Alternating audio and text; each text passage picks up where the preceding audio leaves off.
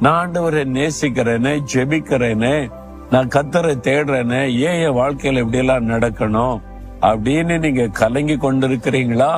ஏதோ ஒரு வியாதி, ஏதோ ஒரு பிரச்சனை, ஏதோ ஒரு தேவை, ஏதோ ஒரு போராட்டம் அப்படியே உங்களை கலங்க பண்ணுதா?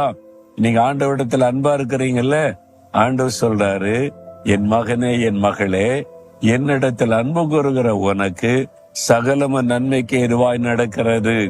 முடிவு நன்மையா இருக்கும். இன்றைக்கு அது பாதிப்பு மாதிரி தெரியும், இன்றைக்கு வேதனை மாதிரி தெரியும், முடிவு நன்மையாயிருக்கும். நன்மையானதை நோக்கித்தான் இந்த பிரச்சனை உன்னை நகர்த்தி கொண்டிருக்கிறது. அதனால இந்த பிரச்சனை, போராட்டம் நிரந்தரம் கிடையாது. அந்த வழியா நீ கடந்து போகிற முடிவு நன்மையாயிருக்கும் அப்படின்னு தான் ஆண்டவர் உங்களோடு பேசுகிறார். அப்ப உண்மையா இயேசுவை நேசிக்கிறீங்கல்ல, அவருக்கு தெரியாம ஏதாவது நடக்க முடியுமா?